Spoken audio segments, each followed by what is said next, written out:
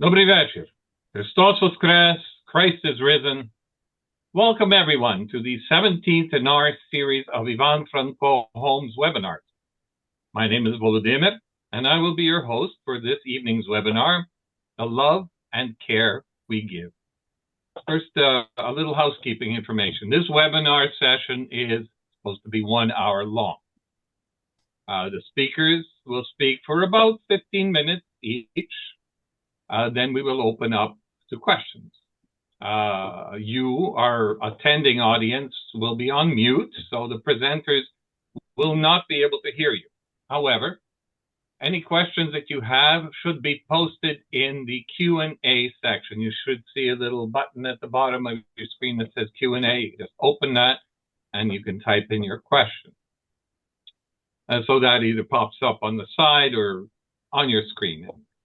Your questions will be reviewed at the end of our guest presentation, and I will verbally ask as many of them as possible, as time allows, of our guests, and you will be able to hear their replies.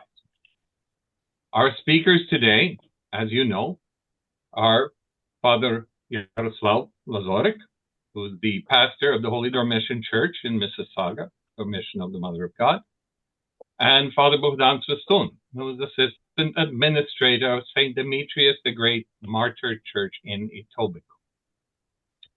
I will let Father Bogdan start off our webinar. Thank you.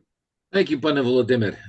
I'm Father Bogdan. As I was introduced, I've also been chaplain with the Ivan Franko Home at Royal York for probably the last 7 years. So I started just before a couple of years before COVID hit. I've gotten to know the community quite well. My mother was a resident there, and my first job in high school was actually at Ivan Franko Home as well, because we lived down the street. My mother also worked there. So my connection with Ivan Franko goes way back. So it's a place I already call home in many ways. So our theme today is love in action. That's how I call it. So it's being present to our loved ones. We are always challenged in many ways how we interact with our loved ones, especially when we enter the phase of long-term care.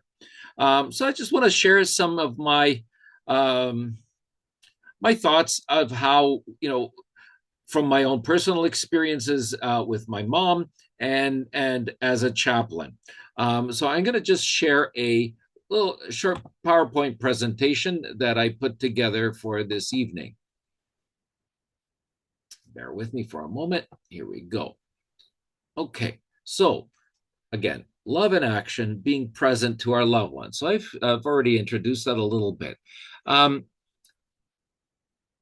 As a priest, I draw on the teachings of our church to help me kind of forge my path through the ways I interact with people. And so love isn't just an emotion or something abstract. It's something that actually we live. Moving to our next slide.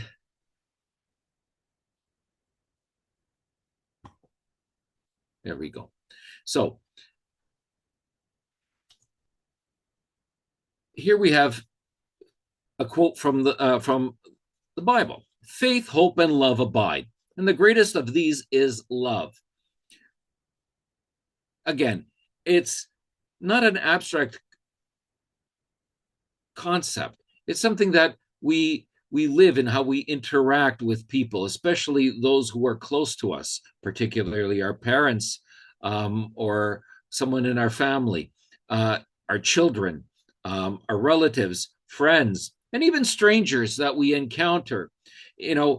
Hopefully, the way we interact with people is with that sense of love, respect, and desire to appreciate where they're coming from and where we too kind of come from. Unfortunately, the world today is putting a lot of challenges to us. There's a lot of uncertainty that we experience in the world today. In the news, we know of war in Ukraine, the Middle East, and rumors of wars possibly in other places. We feel a loss of control, and we have many unresolved emotions when it comes to kind of the things going around us, and they also affect the way we interact with our loved ones. Before I became a priest, I worked a regular job, and oftentimes the stresses of work would come home with me. So I would not be a smiley, happy person coming home, and occasionally my children would notice. And my son, even just before he became a teen, once looked at me and said, "Tato, we know you love us, but it'd be good to hear it from you once in a while that you love us." And that really actually helped shape the way I approach people from that point on, from what a child said to me. Because people, I don't have a poker face. If I'm unhappy, you can see it in my face. If I'm whatever emotions kind of going through me, you can see it in my face. So instead of walking around with a scary face, I try to mitigate that with that background knowledge, awareness that how I encounter people really matters, and so the things that I'm encountering, I have people to confide in, people to turn to for advice or for a sense of to be heard. But sometimes people come to me and would like to be heard, so I need to kind of park my own concerns in order to be able to hear their concerns. And that especially when we're interacting with our loved ones in a long-term care environment. So, one of my favorite saints is Mother Teresa, someone who I actually often turn to for kind of, good sound bites of advice. She didn't write a lot of books. She lived her action, and luckily people did write some of the gems that she said. And one of the things she said is, not all of us can do great things, but we can do small things with great love. And I think that's a very important thing when we interact with those. We'd like to give them something great. When all they need is our presence, when they all need is a smile, when all they need is sharing of a memory or something. So we sometimes get overworked thinking about, what am I going to bring to this conversation or this event? Sometimes we need to again park that anxiety or work that out internally and come to the event just to be present. And I think we all have these beautiful moments in our lives where we we lose ourselves in the situation. And I think oftentimes that brings very good results. And so love is a vital part of care. Christian love is about service, being there for others, recognizing the dignity of every person in whatever state they find themselves, and just being present. And it has some baggage, but it also needs to be approached with with a sense of joy, and have a sacrificial, like, I'm sacrificing of myself, of my time, of myself, of my worries, to be here for you. And one example I wanted to share was, this was back in 2019, the summer before COVID hit. We had Ukrainian Day celebrations at Ivan Franko on Royal York. And I was there, and they had music. It was a joyful celebration. It was Ukrainian Independence Day. And we had the residents dancing. Okay, these were people with wheelchairs, or walkers. They weren't doing the Macarena, but they were they were so full of joy hearing that music, dancing however they could, or clapping, or just moving their hands, and the staff were all, everyone was so full of joy on that one day. And it's those little moments. We're not thinking about an hour from now or 2 hours from now. We're just being there, and that joy of everyone present was really, really full. And so it's, again, finding those moments where we can just share some joy. Doesn't necessarily have to be a big party. And so, kind of backpedaling too, we do have challenges, right? We have senses, our loved one who maybe there experiences some loneliness, experiences isolation, experiences fear. But we also experience those in our own way, and we feel guilty. We may even feel anxious and helpless because we can't change that for them. So, how do I love someone that I don't recognize? Because, my mama was this dynamic person who was always there, always cooking, always giving of herself to us. You needed something, you went to mama. You needed advice or something, she always had some, words of wisdom, or, something good to eat for you or your friends. But now, this is someone completely different, someone who is helpless. And so, how, what can I do to make things easier or better for her? I couldn't change her disability. I couldn't change her physical situation, her health situation. That I could not change. The one thing we could do, finding those little things that we maybe shared years ago.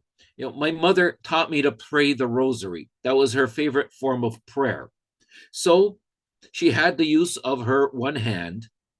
So she had one rosary in her hand, I had one in mine, and we just said the prayers together. And that was our connection. That gave her a sense of peace, and it gave me a sense of peace. Just doing a small little thing that we once did when when I was a child. It brought great joy to me, great blessings to me in my life, actually. So that was the period just before I became a priest, actually. So again, it's not the big things that really matter. So that's the love in action, the small actions that reflect our deep care. Practical acts of gentle speech, holding hands, or a shared activity. We do these activities at the homes, painting, or this last weekend we had some students that my son helped organize to come in and did some activities. And that's the little things that bring them joy. Questions we can ask ourselves, am I present for my loved one? Do I come with joy? Okay, we do have our anxieties, we do have our own issues or our troubles, and those are things that we shouldn't ignore. But again, open ourselves, we need to open ourselves to let love work through us. Parking, our troubles at the door and coming in and just to be present however we can, with whether it's coming to a concert, or coming to read something together, or look at some pictures, family pictures or something. It's those little things that help us connect. And that's, again, as a priest, I always turn to Christian images. So if we keep that idea of Jesus, that other to whom is before me, the person who is before me may not be the same person I once knew, but it's still someone that needs my love, and love that I can get from them in their smile. Even maybe they don't recognize us, but it's in that those little connections. And so kind of, I'm just winding up here. One of the quotes that really strikes me from Mother Teresa's quotes is, "If you love until it hurts, there can be no more hurt, only more love." And that's, when we work through those challenges, it was a great challenge getting my mom into long-term care. There were a lot of there was a lot of pain on her side and on our family side, seeing her struggle and struggling within the system. But it really did pull our family much closer together, and it really did help us learn to love our mom more, and where the home that became her home, Ivan Franco, like the connections we made with people there too. It was just, something very deep. So opening ourselves up to move past some of those initial, let's call them speed bumps. Joining others in their pain is a part of real love. So real love is, being there, and it takes something out of us. But the thing, whatever it takes out of us, even when we feel maybe tired or a little vulnerable in those moments, when we get past those moments, we actually do feel those real connections, and that deep sense of accomplishment, that we were there, and a sense of true joy and peace. So this is what I wanted to end with here. Clothe yourselves with compassion, kindness, humility, meekness, and patience. Bear with each other, forgiving whatever grievances you may have. But over all these virtues, put on love, which binds them all together in perfect unity. Those are the words of St. Paul in Colossians. And so here are some, I think, beautiful words that help us, address and face some of the, vulnerabilities and challenges that we all face when we have to bring our loved one to long-term care. And so one of her last things, never let anything so fill you with sorrow as to forget the joy of the risen Christ. We just celebrated Easter, and we blessed the baskets. We had so many families there in joyful presence to each other, sharing some Pascha, a Jajeczko. That's what the joy of the risen Christ is, being there for each other, and singing songs that remind us of things past, of wonderful past memories that we are reliving and re-imaging in a way in the present. So my words to you are: go forward and live love daily. And this image that I chose, because we have these wonderful people in the home who sometimes like to hold a doll, and they kiss that doll and hold that doll as if it was their own baby. And they're holding us. That's who they're holding. They're holding us. They're remembering that wonderful time in their past. And so when we're there, and maybe they don't recognize us, but we know they're thinking of us, but in a different way, so that we can, just appreciate being there. And just one last example that I missed in one of the earlier slides. We've got about 30 seconds. Because I serve at St. Demetrius. We also have a St. Demetrius care center, and we had this one son who would come visit his mom, who again was not very, did not really recognize who he was, but she loved apples. So we'd come, peel an apple, they'd sit at a table, he would slice it up and share those slices of apple with her. and she was very happy that someone cut up that apple for her.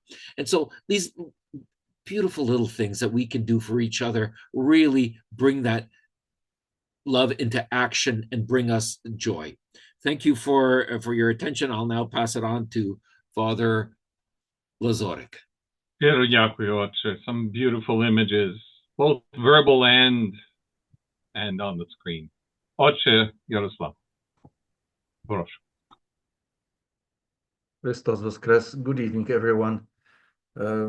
My journey is a little different. It's not as stable as Father Bogdan. I was ordained in 1997 in Church of St. Nicholas in Toronto. Then I spent almost 25 years in Sault Ste. Marie. I was transferred then to St. Catherine's, to St. Cyril Methodius Church, and then also Welland Parish of St. Michael's. And then about 8 months ago, I was transferred here to Mississauga. So my friendship with Franco is really just fresh, starting. I did in the Sioux, living there for so many years. Obviously, as a priest, you visit hospitals a lot, you visit nursing homes a lot, hospices also. So you see many different situations that you meeting families in their times of difficulty and the times of anxieties and the different family dynamics also. I was also a patient in a hospital for altogether about 13 times. So I am also on the side of a recipient of care for many times. And I have this feeling from the position of those who came to see me. So that was quite a unique this experience I had as a patient, and my personal encounter with Christ through the people that visited me. It's extremely powerful. What I have not only felt, because feelings sometimes they go and they come and go, but conviction stays, and the power that the people bring to the person who is in a hospital room or a nursing home room or a hospital room is tremendously powerful. When we come as a family or members of the family, it's awesome for the recipient to see someone who cares about us, and maybe your loved ones will not express that immediately, or sometimes they have different stages of dementia, or their moods are different, but inside there's this tremendous feelings of gratitude for the fact that I have been visited, and there is someone who cares about me. So if they don't tell me those things, if I am as a patient don't tell you those things, trust me, that sense of gratitude is always in their hearts. It's an awesome happiness to experience. There is some different challenges that I encounter too, because sometimes in a sense of a nursing home situations, you have many different family members, and there comes a situation when somebody says, Father, I come here so many times, but my sister doesn't, my brother doesn't. They don't pull their own weight the way I do, right? And sometimes there could be a little disagreements within a family. It happens. Father Bogdan Svistun had, as he said, a wonderful experience because it brought the family together. But sometimes it happens that the families have difficulties with those issues. And my recipe for that was simple. Please do not compare yourself to anybody. You do your part, do the way your heart tells you to do, and let the others do their part the way they want to do. Because if you start to compare yourself to others, then slowly there will be bitterness, there will be disagreements, and there will be unnecessary sadness. So please keep yourself very sensitive in those issues. Also, there's a on the situations when often we come to our loved ones and they don't recognize us. Sometimes they spit on us. Sometimes they would actually hit us with the hand. Um, that's not their fault. It's just a state of the mind, of the brain activity, and they don't know you. But that never deterred me because I know who they are.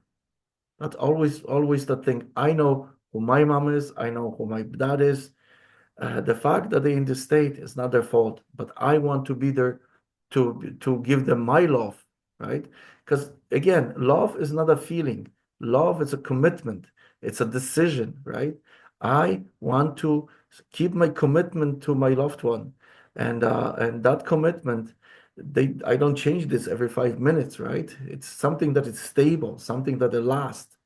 And I will go through sometimes ups and downs, but that commitment will never be shaken, will never change because the love, it's a decision. Um, Also, we might find ourselves, fighting with the system. You might have someone who has Alzheimer, right? And you come to visit that person and you feel, well, diaper has been not changed for hours on end, right? And that makes you not happy. Then you go to the administration, then you raise your voices, and then this unnecessary or unfortunate encounter that we have that our loved one is not properly cared for. And then you see the excuses that our workers are stretched out to the limits, and our workers, you have 9, 10 patients. How can I do this efficiently to everyone? So those things happen, and I tell you, they are emotional, very difficult emotional situations that the loved ones face when they come to visit, when they come to spend time with the people who are in the nursing home settings. That's why I think you have to always keep open mind and never be shocked at what you see. Never be shocked or say, this is a situation. How can we deal with this the best? How can I deal with this the best? What can I bring here to make this situation comfortable, peaceful, relaxing, and how to affect this relationship the best way possible? Because life is not it's not just a fairy tale. It has many different challenges and many different difficulties, and we are faced with them whether we want it or not.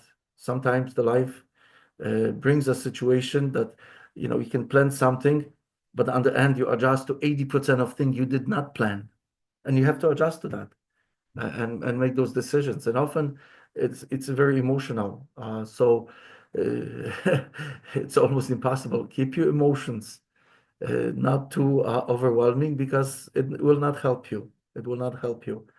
I used to visit the nursing homes because I often experienced that there was not enough people to feed the patients who were visited very rarely. So when I came to feed someone, I fed who the person I knew, but I also help out persons I didn't know if they were in the settings that they could not feed themselves. So the situation sometimes require us to um, to become caregivers and to become guardian angels. You can become living guardian angels to those who are weaker than you. And I have experienced living guardian angels supporting me on my journey in a hospital bed, in cancer treatments and everything else. So I know how important, how essential, I would say essential, the support of the family is, and support of those who care to the ones that are weaker than me, that are in need of support. Father was speaking about presence. Sometimes just being there and saying no word, it's a tremendous value. You sit there, you read the newspaper or something for 10, 15, 20 minutes, and that makes the difference because the conversation could be hard. There could be hearing losses. There could be comprehension losses, right? So those are really practical issues that happen in everyday, dynamics of the nursing homes. that we face, and also, questions of end of life that approach. Some people are very fearful to come and visit their families when the time comes, when when the life decides to, when the body's just tired and says, "I want to go to sleep." So there's so much acceptance that it's needed to be present, so much acceptance that this is normal. This is part of life. We're not perfect. We're not machines. We get tired. The organs get tired. The brain get tired. And we have to accept that fact that this is not a perfect world. And be okay with that. Be okay with that. So just a simple elements of majority, not majority, I'm sorry, dynamics of every family's dealing with the loved ones in a nursing home settings or palliative settings are just tremendous spectrum. But the simple things, I come because I made a commitment. I love you, and that's my commitment. That's my decision, and I want to stick with that. I pay attention to what I can offer you in my service. I don't necessarily have to control everybody else's times and services they provide, because I can't, but I can do my part to provide a little bit of comfort and happiness and smile to the ones that are so important in my life, that are in a state of a um, nursing home setting. So thank you. I'm kind of grateful that Father Bogdan was speaking for 20 minutes because I only have 10. So thank you so much, everyone, and it was nice to meet you. I hope we meet again in different circumstances. But again, I'm just a newcomer here, and it's much to learn. So I'm grateful for this opportunity. Thank you so much. Дякую, Отче. Thank you very much. Some fantastic words of wisdom. Thank you very much. Чи можна попросити отця Богдана back onto the screen? And we have some questions. They're not to anybody in particular, so actually hearing from both of you would be interesting. How can we encourage our community to be more active in caring for the vulnerable? How do we encourage our community? Well, often the parishes have ministries to care for the ones that are nursing homes. So they have set of people who are willing and who are well prepared, who have necessary paperwork done, and they are prepared from the parish side, and they have commitment of visiting their own parishioners from their parishes. And I've seen this in the zoo, that they have groups of people, and the families from the parishes provided names of the patient, of their loved ones, whether in a hospital setting or nursing home setting, and they were visited, whether once a month or every 2 weeks, but they were visited. So it's a question of bringing this up into the parish community and saying, if anybody's interested, to create a group of people who will be the official visiting angel. Visiting, and then the family, because the families have to invite them, right? This can be, I'm going to you because you're on my list and I'm coming to visit. There has to be with agreement with the family. So the families have to know that parishes have groups like that. They are committed to visiting. They have done their I don't know, legal preparations with the police checks, vulnerable checks, and stuff like that, and they instructed, and the families know that they do come and set a day per month or per, that they know that will be somebody coming from the parish to visit. So the good thing is that the families should actually go to the pastor and say, Father, can we create a little group of people that would be interested to visit our loved ones that are from the parish, to those in our families, in nursing homes. All right. Thank you, Father. Fathers, what respective, inspiring, and personal sharing of your experiences You lead by example. Thank you. This is a comment. This is not a question. What respective, inspiring, and personal sharing of your experiences. Thank you. Thank you. That's it's not from an anonymous person. Let's just say that's from our president of the board, Mr. George Winhot. We have another question. How should we respond to those who reject our care or act ungratefully? Well, Father Jerry. I have experienced families who came to me who said, we have a hard time to visit, right? And this is real. It's nothing theoretical. So the question is whether this is a medical condition of a patient who, for example, has, Alzheimer with a little bit of aggression, because it happens, right? And those are not their fault. Again, it's we had a priest, Roman Catholic priest in a zoo, and he was in a nursing home setting, and the nurse came to serve him. She just turned around, he just whacked her on the back with her hand because his brain was not functioning properly, And the moral from the story was never turn your back on anybody in the nursing homes. Always reverse it. So this situation do exist. So the most important thing we have to do is we have to research whether this is a medical issue. And if it's a medical issue, maybe some medication can help to bring the person to function, to function relatively decently, and that anger will be controlled a little bit. But you know what? Often situations that the loved ones who are in the nursing homes stretch out throughout years of life, and you might have some history of family disputes, family dynamics, maybe arguments and disconnections. And when the person is nursing home, somebody wants to reconnect, and that person says no.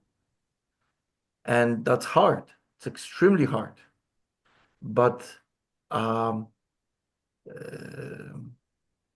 you have to respect their decision. If it's cognitively, if the cognitive functions are there, and the person still says no, don't want to visit, don't want to see them, that's difficult, but it happens. So maybe other members of the family could give some kind of advice, and if this is a Christian approach, maybe with Christian values, they say the forgiveness is important, right? You are meeting your maker maybe faster than you think. Maybe forgiveness should happen. Jesus forgave those who nailed him to the cross. Why so difficult for us to forgive, right? But this is a very difficult, because it's such a spectrum is so big of different situations that can be present there. So I don't know if I answer anything, but it's challenging. Thank you. Yes. There was mention of loving till it hurts. Can the fathers comment on how we derive strength through love? Well, I just want to add to that, like we love till it hurts, but we also, once we kind of get to that point, there is a kind of a threshold. And if you can find, and we all kind of do this at a different level, but the hurts, hopefully they're not physical hurts, but it's like that sense of anxiety or that sense of guilt, that sense of like, am I doing enough? Or, am I, or maybe my sibling isn't doing enough. So there are all sorts of different types of hurts that love encompasses. And so again, it's not about being not about making judgments, because once we start making judgments, we can kind of go down a slippery slope and get into anger or resentment. But rather, kind of like, the different emotions we might feel, they're legitimate, and we need to recognize them and acknowledge them. But at the same time, when we kind of try to work past those things, it's like I like to give the example of guilt. Guilt can turn us away from things because we want to kind of not deal with the situation. It can kind of make us withdraw into ourselves because we can't kind of get past that. But when we sort of kind of park that emotion or those thoughts, those feelings, and we say, okay, I can't maybe resolve them right now. I need time. So I'll let time kind of elapse. I'll think about it. Maybe I'll read something about it. Maybe I'll seek some advice to how to deal with that. But there's that moment where someone might need me. They might not want you there, but you made the effort. So you should kind of say to yourself, great, I made the effort. Okay, maybe it wasn't recognized, maybe it wasn't appreciated, but you should tell yourself, well, I did a good thing. And, there's probably someone who noticed, from maybe the staff that works there, or a family, someone in the family, maybe your kids or your spouse. So, we all need validation. And that's an important thing. But sometimes kind of we need to put our like work through those things and allow time to figure them out. So once we get past those hurts, really that sense of love can really bring us deep peace and joy. Sorry, I kind of I had this situation once. I had a lady in the school, old Italian lady, but she was coming to our Ukrainian Catholic church, all English. So, and she passed away. No, I'm sorry, she ended up in a nursing home. So, because of dementia, quite a severe dementia. So I would come sometimes and would, oh, Patria, buonasera. But sometimes I come in and she looks at me and she says, oh, polizia, polizia. And she calls police at me. So I says, no, it's okay, it's okay, it's okay. So sometimes you cannot be shocked. You have to kind of be patient and don't have to respond immediately for everything. You don't have to give responses right away. You can go home, have a discussion with family members about some issues that you were asked by your mom or your dad or whoever is in the nursing home. They don't go anywhere, right? You will see, you have time tomorrow or in the normal circumstances, right? So I learned not to be, if whatever situation I saw, I says, okay, this is what it is. Let's trying to find ourselves in this particular situation and do the best we can. And sometimes we stay quiet. Sometimes they don't want us to leave because it's hard for them to be alone again. And we have to accept that and don't feel guilty about the fact that you have to go back and attend to your children or your normal life duties, right? You would want to, the parents would want you to be there for 5 hours, but your kids are hungry, right? So you can't feel guilty just because they say, oh, I'll be so sad when you leave. Nobody cares about me. You can't react to that emotionally, especially because it will bother you, will bother you. So you just say, I come again. I had a situation when we had, I don't know, 89 years old, 88 years old, And he told his children, you put me to the nursing home. I die on the doors, steps on the door, or the house steps. I will die here. I'm not moving anywhere. And indeed, they had to bring him because he couldn't function. And it was difficult, but the family was patient. The family was patient. And 3 months later, he was in heaven. There was not a better place for him, and he lived until 99 years old, you know, and the family still, because they were quite a church, strong and serious family, they would go to the nursing home, and on every Sunday morning, they left, 40 minutes earlier. They pick him up in the wheelchair, get him to the car, bring him to the ramp to the church, and he was still sitting there enjoying, right? But the patience is very important, to be patient and not to rush to things just because he said something or she said something. Let's just do it right now. Don't do that. You have time. Be patient.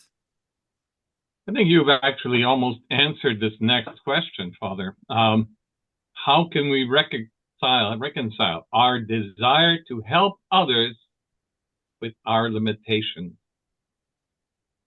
or person? You almost answered that. When I was in the zoo, I spent it 25 years almost. So and I had a church had little financial difficulties, about, I don't know, many hundreds of thousands of dollars difficulties. And I says, I'm 27 years old. I just became a cancer patient, and you giving me this for what? So they tell me, Father, do what you can. Never overdo, but do what you can.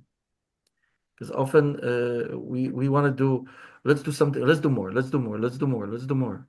Do what you can, okay? Because your priorities is your family, it's your husband, it's your wife, it's your children. That is your priority. And you have to fulfill this priority. You cannot lack on that. Then you find a time to visit family. Okay, so trying to look for that balance in it, right? You don't have to spend 5 hours or 10 hours with your loved one in a nursing homes, because next day they wanted you to stay there overnight. So find the balance, little bit of this, little bit of that. Do what you can. Thank you.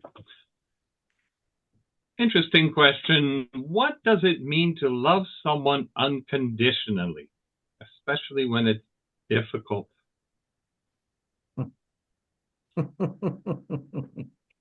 Yeah. Because you see the creator in them.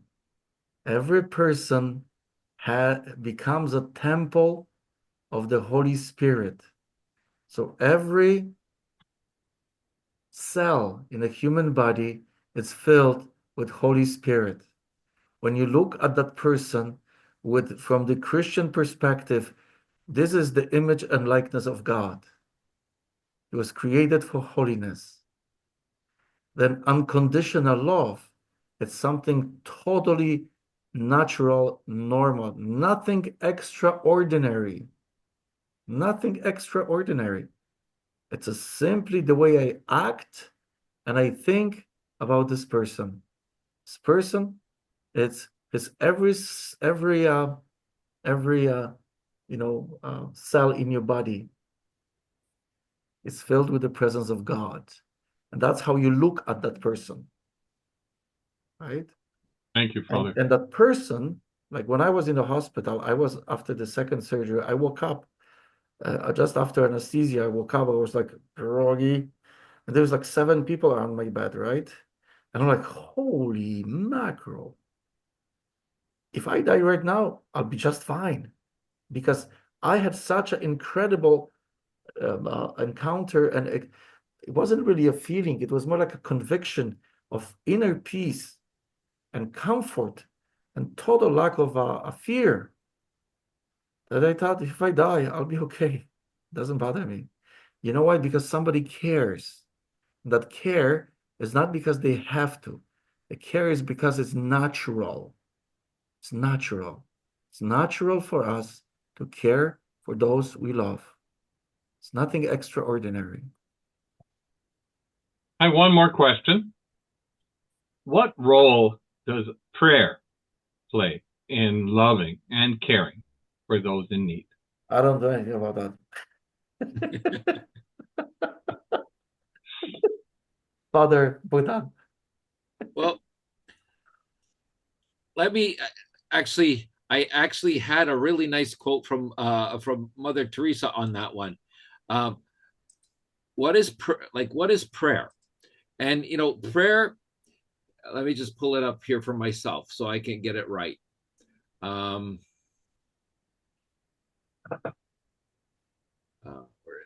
is it? Prayer is action in love, and love in action is service. So prayer is our way of expressing our love, our gratitude to our Maker. And through prayer, through that communication with God, we receive those graces, that strength. And when we pray, when two or three gather in my name, Christ said, I am with you. So when we do that as a group, two, all it takes is two people. I mean, we do that alone as well, but it's putting ourselves in the presence of our Creator and being filled with His love, His peace. And I use also the example of how Jesus loved His disciples. We hear that story about His resurrection. Well, they were all rather sad, dismayed, hurt, confused, afraid. So they locked themselves in this room trying to figure out what are we going to do next, because they might come after us. Okay. And they ran away when Jesus was crucified, right? Like only one stayed behind John till the end. So Jesus walks into the room. He doesn't say, where were you? Why did you run away? Why are you afraid? No, he says, peace. My peace I give you. And so that's what prayer is. It's communicating with God to receive His peace, so that if I have that peace in me, I can pass it on to someone else, because that's love in action. So there's my little kind of summary. I will just continue with Father. His conversation, it's always about building friendship. You want to have a friend, you naturally love to talk to him or with her. It's simply conversation to build up your friendship. And with Jesus is the same. The prayer becomes a conversation with my best friend. And the more I pray, the more that conversation the conversation becomes stronger. Therefore, relation becomes stronger. Therefore, the way I act will be, Jesus, you guide me, because you are my best friend. We go way back. You guide me in this journey. What would you like me? Would you like me to do? Right? How can I? Because then you become your friends, Jesus Christ, extended hands to serve others. It's simply, it's a regular life should be a regular life of every Christian. Fathers, thank you. Inspirational, beautiful images, words of wisdom, emotions. I had to turn off my video for a while. Thank you very much for the presentations, for your answers, for your time. Щиро вам дякую. Thank you also to everybody who's attended, to our audience. And please let your friends know about this as well, because this will be recorded and will be on our YouTube channel. And also, it'll be posted up on our website once it's there. Also, please be aware that we will be sending out a short survey to the attendees to just get your feedback and this feedback helps us with ideas for future topics, as well as ideas on how to improve our webinars. I've also been asked to mention that in the next couple of months, Ivan Franco Homes will be kicking off its first podcast. There's already a podcast group under our YouTube channel. So things will be broadcast possibly live and definitely recorded, and we'll keep you informed about that. And again, thank you very much. It's been a great pleasure, and I'm glad I was here. Christos Voskres. Thank you. God bless you all. All the best. Thank you. God bless you all. Здорові.